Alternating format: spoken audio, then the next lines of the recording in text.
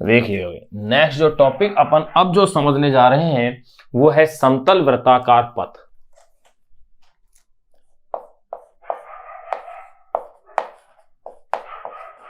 समतल वृत्ताकार पथ, वृत्ताकार पथ या पथ की जगह बुक में क्या कहा है, सड़क पर वाहन,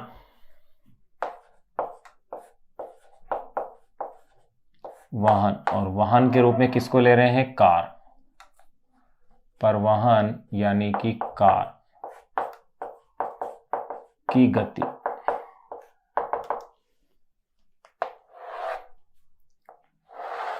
समतल वृत्ताकार पथ पर वाहन यानी कि कार की गति, इसके लिए अपन बात कर रहे हैं। देखिएगा भाई, जैसे ये कोई वृत्ताकार पथ है इस तरह से, ये मैं कोई एक उसका एक हिस्सा है, मैं पूरा बना सकता हूं इसे वृत्ताकार पथ को। आप इस तरह से इसको पूरा बना सकते हैं, लेकिन अपन केवल एक चाप वाला हिस्सा ही थोड़ा सा ले रहे हैं। अगर इस वृत्ताकार पथ पर कोई वाहन गति कर रहा है यानी कोई कार है, तो देखिए भाई मैं कार को इस तरह से यहां बना रहा हूं। अब इस पर लगने वाले बलों की अगर अपन बातें करें तो देखिएगा, यहां इसका ये केंद्र ले लिया मैंने, तो यहां इस पे केंद्र की ओर जो बल होगा, ये बल ले लिया मैंने, घर्षण बल ले लिया मैंने इसमें केंद्र की ओर। भाई केंद्र की ओर कौन सा बल ले लिया मैंने इसमें, घर्षण बल, ये लो F, ये वाला F हो गया है। अब इसके देखें आप, एक इसका भार mg ऊर्ध्वाधर नीचे की ओर होगा और इस स्थिति में इसके ऊपर अभिलंब प्रतिक्रिया बल ये होगा, ये लीजिए, ये अभिलंब प्रतिक्रिया बल, ये इस तरह से अपन इस स्थिति में लेंगे।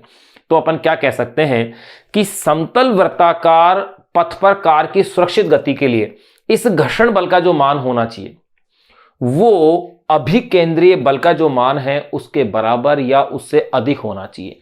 अगर इस घर्षण बल का मान कम हुआ तो वाहन क्या होगा, फिसलेगा, दूर हट जाएगा, यानी कि असुरक्षित वाली स्थिति में रहेगा, या तो उसके बराबर हो घर्षण बल या फिर घर्षण बल का मान उससे क्या हो, ज्यादा हो। तो देखिए मैं सिंपल कैसे लिख सकता हूं, अपन इसे शॉर्ट में लिखने का प्रयास करेंगे कि समतल वृत्ताकार पथ पर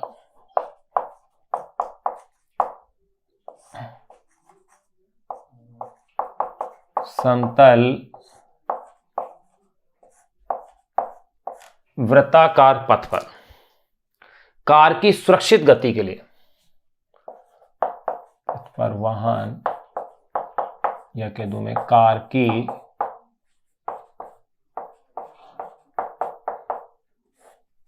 सुरक्षित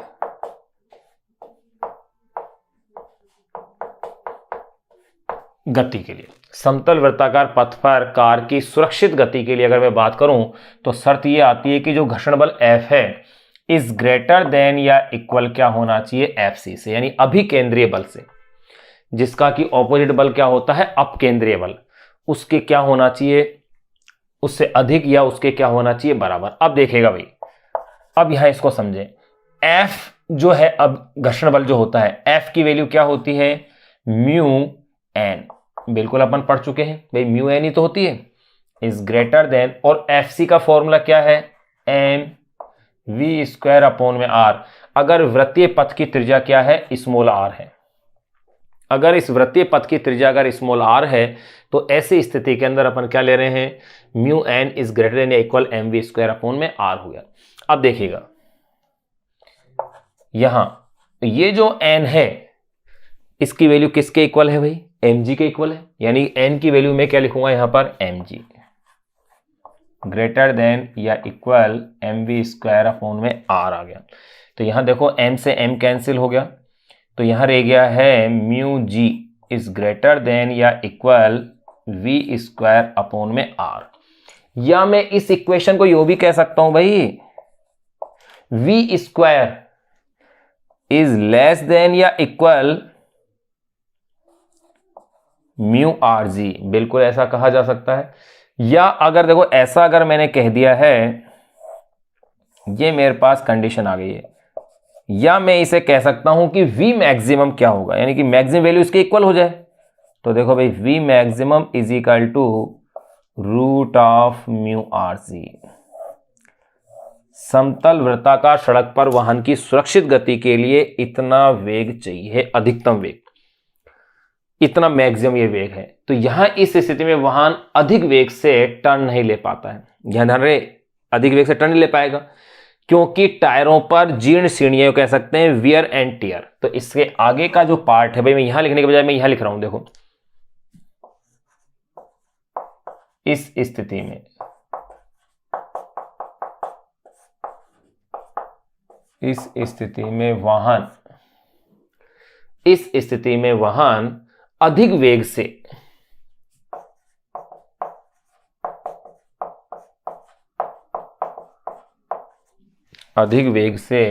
टर्न यानी कि घुमाव कह सकते हैं अपन, अधिक वेग से टर्न नहीं ले पाता।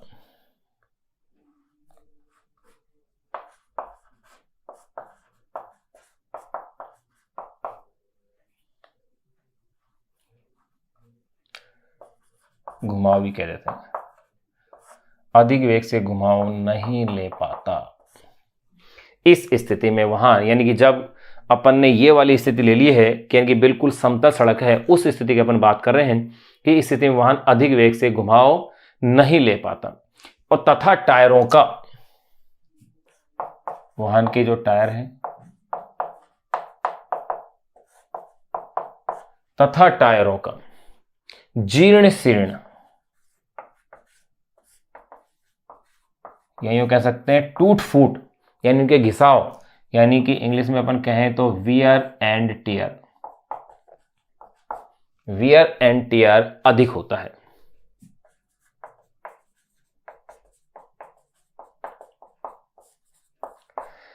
देखिए वियर एंड टियर क्या होता है, अधिक होता है। एक चीज और आपने इसमें देखी होगी कि जो वी मैक्सिमम आ रहा है वहां कहीं पर भी वाहन का द्रव्यमान नहीं आ रहा, यानी कि कार बड़ी हो या छोटी हो, अधिकतम वेग उस कार के द्रव्यमान पर निर्भर नहीं कर रहा है, ये निर्भर कर रहा है म्यू पर, आर पर और जी पर। तो अपन ये पॉइंट भी अपन कह सकते हैं कि वी मैक्सिमम कार के द्रव्यमान पर निर्भर नहीं करता है। वी मैक्सिमम कार के द्रव्यमान पर निर्भर नहीं करता है।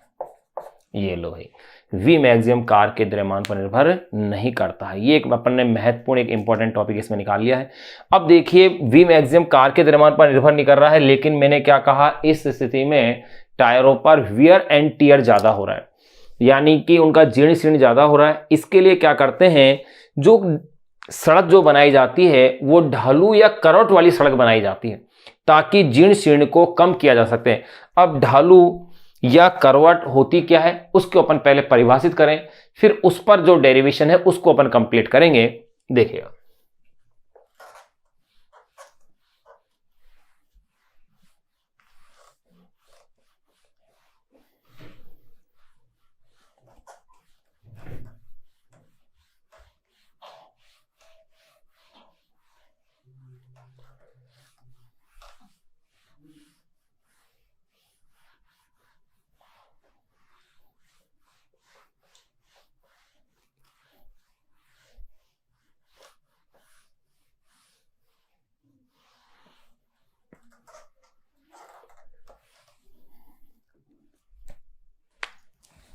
देखिएगा नेक्स्ट अपन जो टॉपिक पढ़ने जा रहे हैं, जो कि अपनी ही बुक का टॉपिक है, वो है ढालू। अभी तक तो अपन किस पे पढ़ा भाई, समतल पे, ढालू सड़क ये अपनी बुक में दे रखा है, या अपन कह सकते हैं करवट वाली सड़क, करवट वाली सड़क, ढालू सड़क या करवट वाली सड़क पर कार की गति।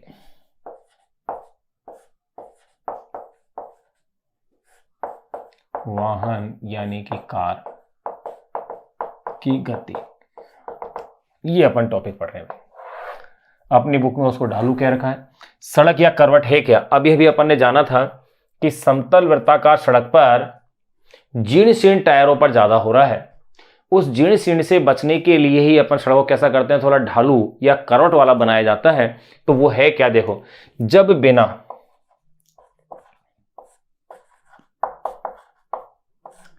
क्यों कह सकते हैं अपन, जब बिना घर्षण वाली वृत्तीय सड़क पर, जब बिना घर्षण वाली वृत्तीय सड़क पर, ध्यान रखना भाई, बिना घर्षण, तो घर्षण तो शून्य कभी होता ही नहीं है, तो अपन ये कह सकते हैं कि न्यूनतम घर्षण वाले, यानी कि लगभग नगण्य जो घर्षण वाली सड़क है उसकी अपन बात कर रहे हैं। तो जब बिना घर्षण वाली वृत्तीय सड़क पर, बिना घर्षण से तात्पर्य होगा न्यूनतम घर्षण, जब बिना घर्षण वाली वृत्तीय सड़क पर वाहन मुड़ता है,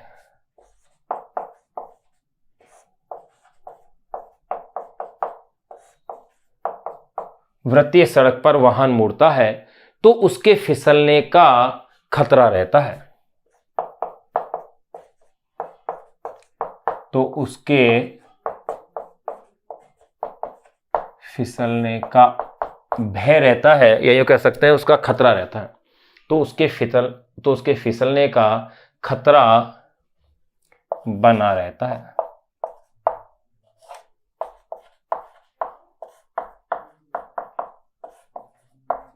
उसके फिसलने का खतरा बना रहता है।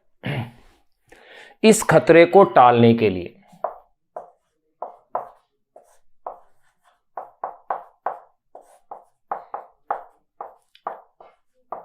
इस खतरे को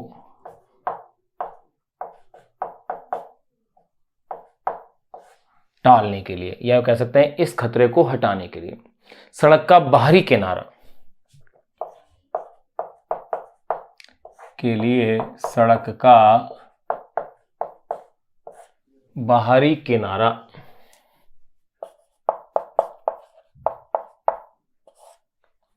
सड़क का बाहरी किनारा अंदर वाले किनारे से कुछ कोण उठा दिया जाता है। सड़क का बाहरी किनारा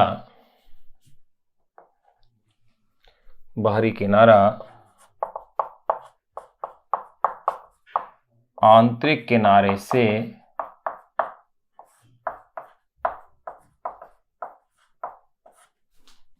कुछ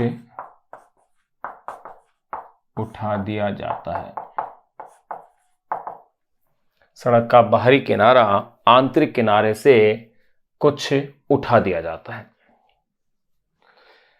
इस प्रकार बनी सड़क को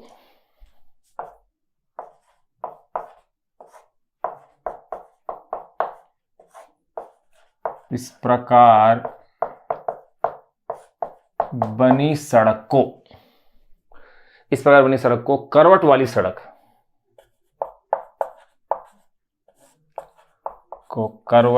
सड़क या यूं कह सकते हैं ढालू सड़क, करवट वाली सड़क तथा कोण को करवट कोण कहते हैं, तथा कोण को करवट कोण, जिसको कि मैं रिप्रेजेंट कर देता हूं थीटा कहते हैं। ये लो, अब अपन इस करवट वाली जो सड़क है इसकी अब अपन बातें करेंगे। अब इसके दो केस अपन पढ़ेंगे। पहला, जब घर्षण बल नगण्य हो, दूसरा जब घर्षण बल क्या हो, प्रभावी हो।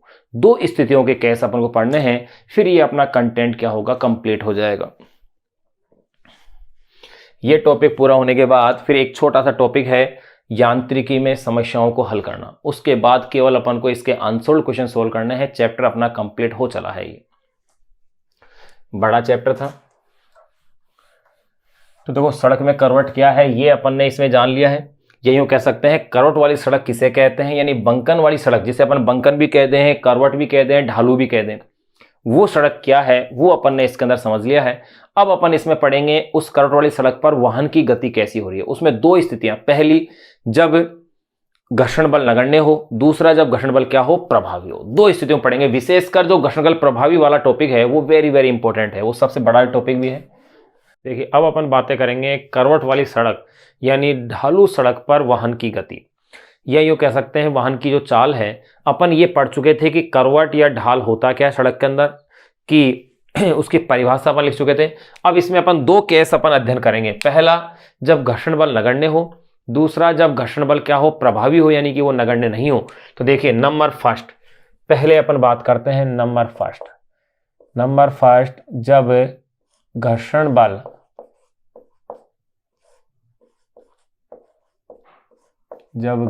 बल नगण्य हो, यानी कि घर्षण बल दिया गया अपन को नहीं हो। अगर सवाल में घर्षण बल अपन को नहीं दिया गया है, तब उस स्थिति में अपन किस फॉर्मूले को यूज करेंगे, देखिएगा थोड़ा समझें।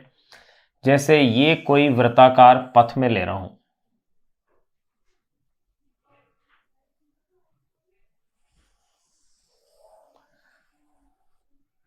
ये घर्षण रहित पथ है, वृत्ताकार मोड़ है, जिस पर कि कोई वाहन या कोई कार गति कर रही है। अब इसमें कोई बंकन अपन कर दें, यानी कि किसी कोण से आपने इसको उठा दिया है।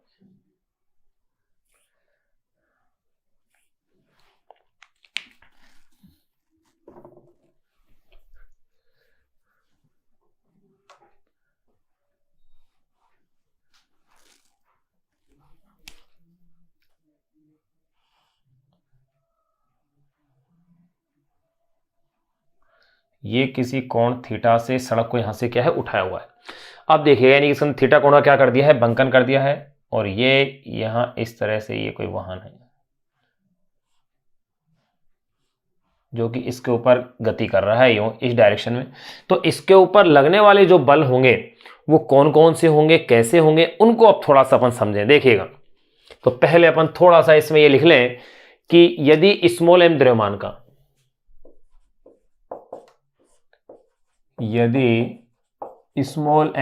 थोड़ी सी अपन थ्योरी लिख लें, फिर उसके बाद डेरिवेशन करेंगे। यदि स्मॉल एम द्रव्यमान का कोई वाहन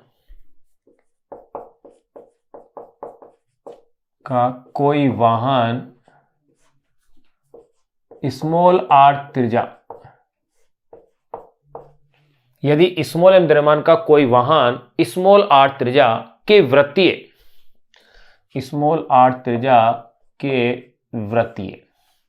यदि स्मॉल एम द्रव्यमान का कोई वाहन स्मॉल आर त्रिज्या के वृत्तीय करवट वाली सड़क पर, स्मॉल आर त्रिज्या के वृत्तीय करवट वाली सड़क पर, ध्यान रहे करवट कोण अपन क्या ले रहे हैं, थीटा ले रहे हैं।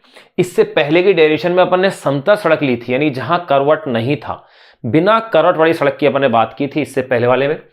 यदि स्मॉल एम द्रव्यमान का कोई वाहन स्मॉल आर त्रिज्या के वृत्तीय करवट वाली सड़क पर जिसका करवट कोण,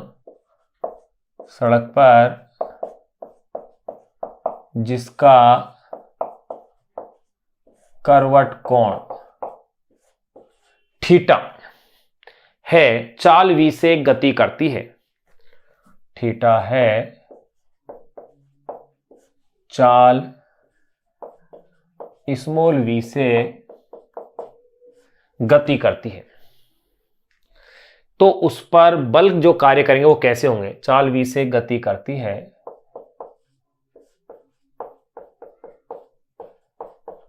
तो उस पर कार्यरत बल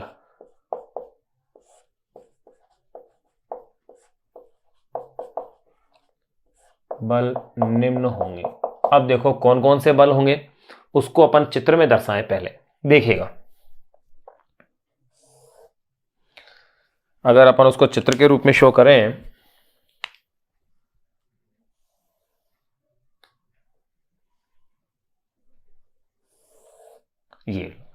यहां ये एंगल क्या है, इसका थीटा है। ये अपन ने इसकी हाइट क्या ले ली है, h है। अब देखिएगा, यहां इसके ऊपर जैसे यहां कोई वाहन है,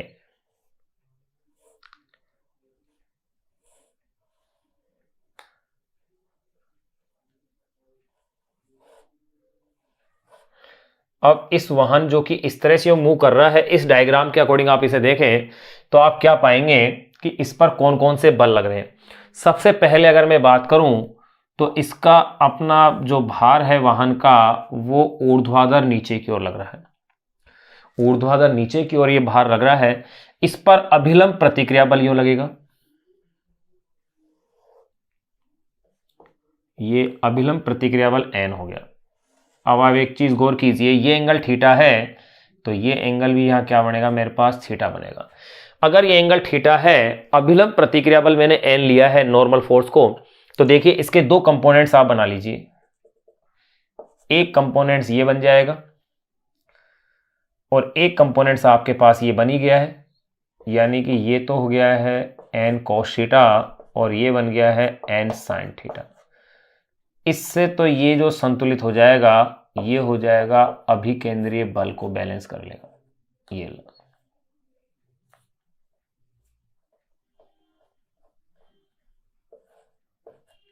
mv का स्क्वायर, ये अपन ने फोर्सों को इसके अंदर क्या कर दिया है, शो कर दिया। बस यही अपने लिए महत्वपूर्ण था। ये एंगल थीटा, तो इस एंगल को भी मैं थीटा शो कर सकता हूं।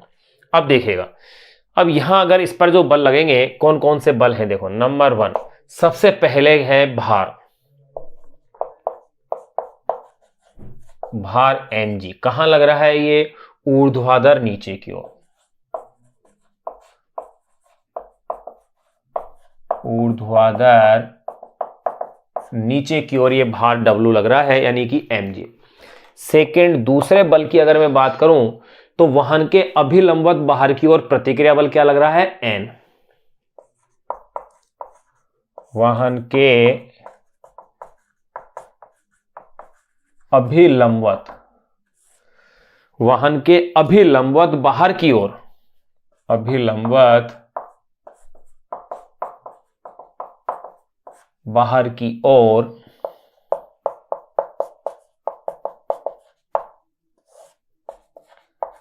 प्रतिक्रिया बल n लग रहा है। तीसरा जो बल लग रहा है वो है अभिकेंद्रीय बल।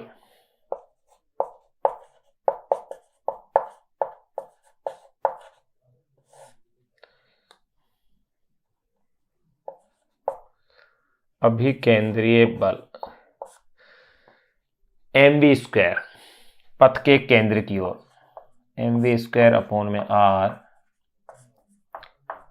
पथ के केंद्र की ओर। ये इस प्रकार से इसमें बल लग रहे हैं।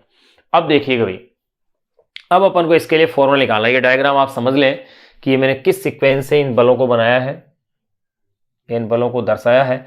बस ये एक तरीके से समझना है कि ये भार mg लगा, अभिलंब प्रतिक्रिया बल इस तरह से लगाया है अपन ने। इसके दो घटक हो गए, n cos थीटा और n sin थीटा, जो कि परस्पर क्या होंगे, परपेंडिकुलर होंगे। इसको इस बल ने संतुलित किया हुआ है mv स्क्वायर अपॉन में r में। अब देखिएगा, यहां अगर अपन मैं देखूं संतुलन की अवस्था में, तो मैं क्या देखता हूं, n sin थीटा बराबर तो mv स्क्वायर अपॉन में r आ गया और n cos theta is equal to क्या आ गया है, mg आ गया। बस इतना सा अपन चित्र से अपन ये लिख सकते हैं। देखिएगा,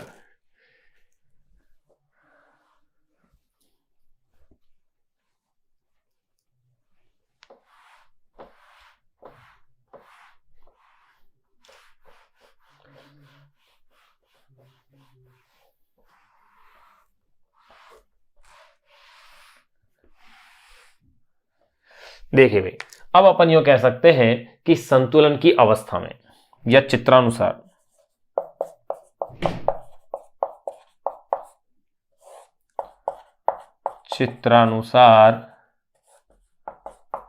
संतुलन की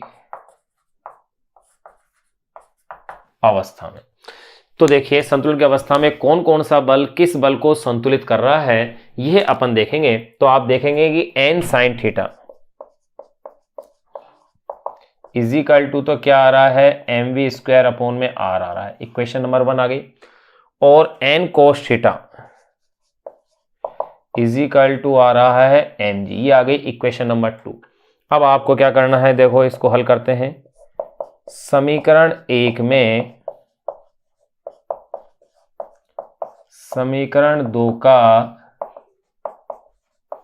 भाग देने पर तो n से n कैंसिल हो जाएगा, यानी कि समीकरण ये लिख देते हैं, पहले पूरा स्टेप लिख दें। n sin थीटा अपॉन में n cos theta is equal to mv square upon में r, ये mg।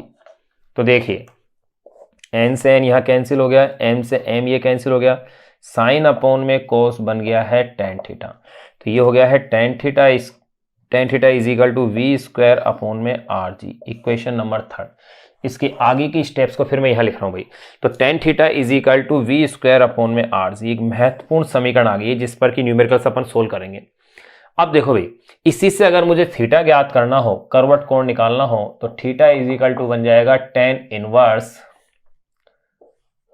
वी स्क्वायर अपॉन में आर सी, इक्वेशन नंबर 4।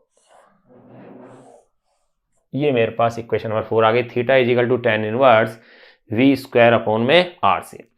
अब देखिए यहां से अगर मैं वेग का मान ज्ञात करना चाहूं तो देखिए समीकरण 3 से वेग क्या आएगा मेरे पास,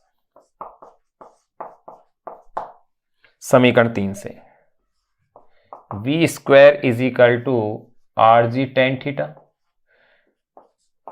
या v is equal to root of R G tan theta. ये आ गई मेरे पास equation number 5, v is equal to root of R G tan theta. Equation number मेरे पास क्या आ गई 5। ये एक ढलान कोण, या यूं कह सकता हूं करवट वाली सड़क के लिए वृत्ताकार मोड़ पर बिना घर्षण की ऑप्टिमम स्पीड का फॉर्मूला हो गया है। ऑप्टिमम यानी यूं कह सकते हैं इष्टतम चाल का क्या आ गया, फॉर्मूला आ गया, एक आदर्श चाल का आ गया है। तो देखो मैं ये कह सकता हूं ये समीकरण 5, तो समीकरण 5 है ये, एक ढलान कोण, समीकरण 5 एक ढलान कोण, या मैं इसे कह सकता हूं करवट कोण, करवट कोण थीटा। इससे पहले की डेरिवेशन में क्या आया था, v is equal to root of mu R G, वहां पर अपन ने ढलान नहीं ली थी, वहां पर अपन ने करवट कोण नहीं लिया था। तो देखिए समीकरण 5 एक ढलान कोण, या यूं कह सकते हैं करवट कोण थीटा वाली सड़क के लिए, थीटा वाली सड़क के लिए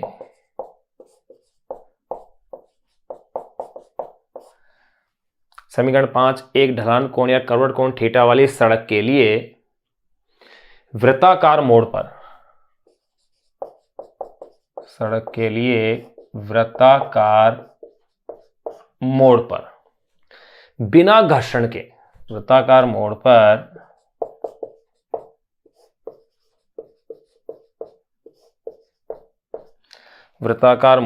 बिना घर्षण के, वृत्ताकार मोड़ पर बिना घर्षण के वाहन की, बिना घर्षण के वाहन की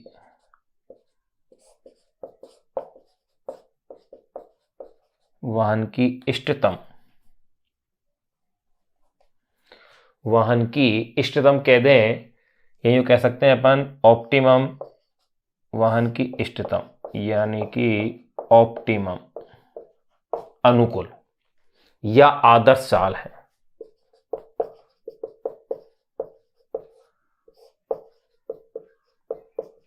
या आदर्श क्या है, चाल है, उसका फॉर्मूला हो गया। इस चाल पर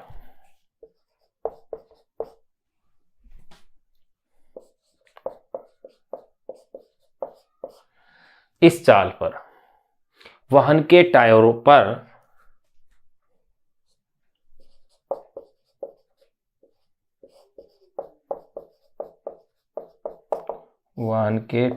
पर त्रिज्यीय दाब,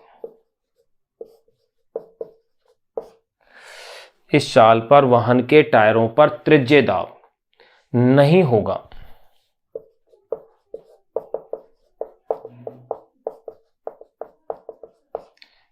होगा, और यूं कह सकते हैं कि टायरों में जीर्ण शीर्ण भी नहीं होगा, या न्यूनतम होगा, नहीं होगा। और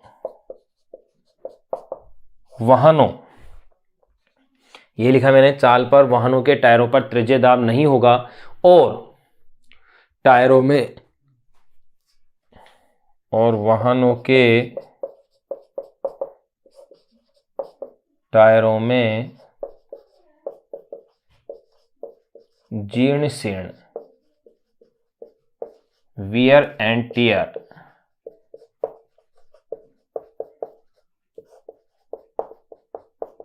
क्या होगा, न्यूनतम होगा। अब देखिए यहां अपन ने एक डेरिवेशन कर ली है, एक अच्छी डेरिवेशन, आप इसे स्क्रीनशॉट ले लें, इसे एज इट इज से आप एक बार नोट कर लें। एक अच्छी डेरिवेशन है। अब इसमें अगर अपन चौड़ाई के रूप में और लेना चाहें, जैसे मान लिया कि कह दिया जाए कि सड़क की चौड़ाई क्या है, स्मॉल बी है, अगर यो कह देते हो इसे, ये अगर इस चौड़ाई को भी स्मॉल बी से रिप्रेजेंट कर दिया जाए, तब अपन क्या लेंगे। ध्यान रहे एक विशेष बात मैं आपको यहां बता दूं, चौड़ाई सड़क की ये है, लेकिन आप इसे इसके इक्वल ले लेंगे। क्यों ले लेंगे? क्योंकि ये करवट कोण बहुत कम होता है, नगण्य है, और जब कोण बहुत छोटा होता है तो ऐसी स्थिति में ये साइड इस साइड के इक्वल मानी जा सकती है। ऐसा अपन कर लेंगे, क्योंकि मैं इसमें अगर साइन थीटा देखता हूं, लंब बटे कर्ण, लंब h हो गया, कर्ण ये भुजा हो गई, यानी कि जब थीटा बहुत छोटा होता है तो साइन थीटा किसके बराबर मान लिया जाता है, टेन थीटा के। तो यानी इस स्थिति के अंदर सड़क की चौड़ाई तो एक्चुअल में क्या है, ये है, लेकिन मैं इसे क्यों लिख रहा हूं b से, क्योंकि ये इसके इक्वल मान ली जाएगी जब कोण क्या होगा, बहुत छोटा होता है। तो ऐसी स्थिति के अंदर अपन में इसमें सीधा टेन थीटा का मान भी निकाल लूंगा। ये मैंने थोड़ा सा आपको बता दिया है। तो अब देखिए यहां मैंने ये बातें बता दी है कि जब घर्षण बल नगण्य हो तो ऐसी स्थिति में कार के ऊपर कौन कौन से बल लगेंगे, कैसे कैसे वो बल होंगे, उनका संतुलन क्या होगा, ये अपन ने जान लिया है। अब अपन इसके बाद जो जानेंगे वो है घर्षण युक्त सड़क के लिए। उससे पहले अपन एक पॉइंट और इसमें पढ़ लें कि बिना घर्षण वाली जो सड़क है, अगर उसकी चौड़ाई अपन को दी गई हो और एक किनारे से उसे h ऊंचाई तक उठा दिया गया हो, तब उस स्थिति में अपने पास क्या फॉर्मूला और बनेगा, उसकी अपन बातें और करेंगे अभी।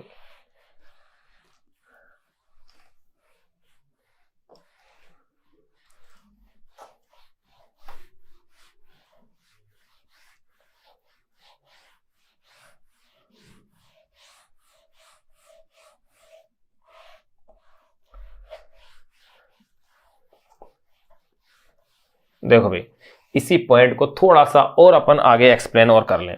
कैसे एक्सप्लेन कर लेते हैं वो चीज देखेगा। अगर ऐसा कह दिया जाए कि बिना घर्षण वाली सड़क की, बिना घर्षण वाली सड़क की, बिना घर्षण वाली सड़क की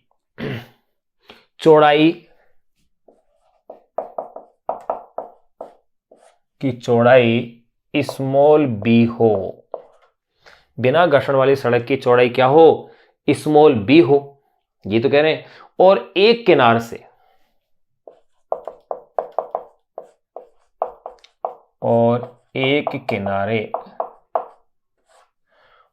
एक किनारे से स्मॉल h ऊंचाई तक, और एक किनारे से स्मॉल h ऊंचाई तक, और एक किनारे से स्मॉल h ऊंचाई तक क्या हो, उठी हुई हो, स्मॉल h ऊंचाई तक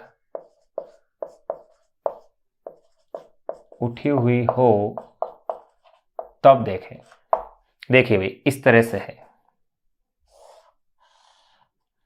स्मॉल h ऊंचाई तक है, चौड़ाई ये है, लेकिन मैं चौड़ाई को इसको लिख रहा हूं। क्यों लिख रहा हूं? क्योंकि मैंने अभी बताया कि ये कोण जब बहुत छोटा है, कोण बहुत छोटा होता है तो ये इसके इक्वल हो गई है।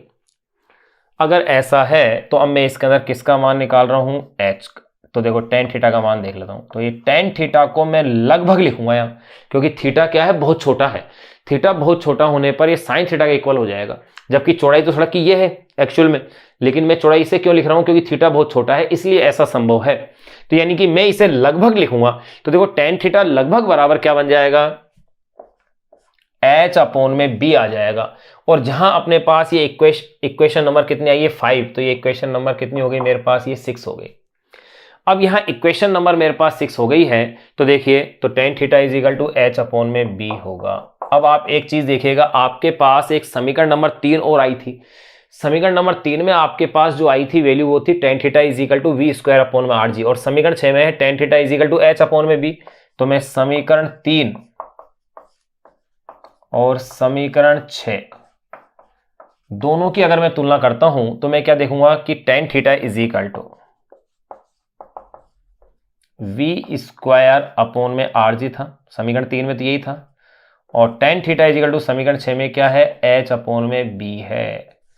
अर्थात मेरे पास इक्वेशन से v is equal to formula बन गया है, r के रूप में भी बन गया है, आर जी एच अपॉन में b। ये लो, अगर सड़क की चौड़ाई और ऊंचाई दे रखी हो, यानी थीटा का मान नहीं दे रखा हो, तो आप इससे भी वेग का मान निकाल सकते हैं। यहां अपने पास ये एक महत्वपूर्ण फॉर्मूला यहां आ गया है। कब आ गया है? जबकि घर्षण रहित सड़क दी गई हो। वैसे घर्षण रहित सड़क होती नहीं है भाई, मैक्सिमम देर का कुछ ना कुछ घर्षण होता है। यानी कि अब अपन जो फॉर्मूला निकालेंगे वो निकालेंगे जब घर्षण बल क्या हो? प्रभावी हो। इसमें तो घर्षण बल क्या माना था अपन ने? नगण्य माना था। तो नेक्स्ट जो अपन डेरिवेशन करने जा रहे हैं, वेरी वेरी इंपॉर्टेंट और एक बड़ी डेरिवेशन है, एक अच्छे कॉन्सेप्ट की डेरिवेशन है, जिसकी अपन अब चर्चा करने जा रहे हैं। देखिए एक बार आप इसे नोट कर लें, फिर मैं इसे साफ करता हूं इसको।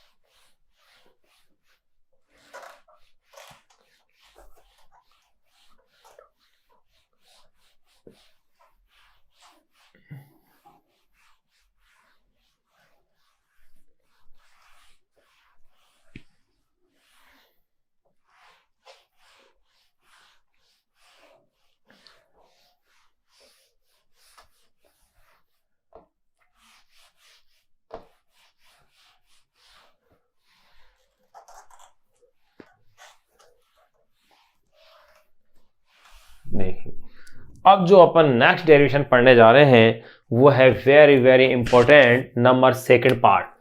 यानी करवट वाली सड़क के ऊपर ही अपन पढ़ रहे हैं नंबर सेकंड, जब घर्षण बल नगण्य नहीं हो, यानी घर्षण बल दिया गया हो।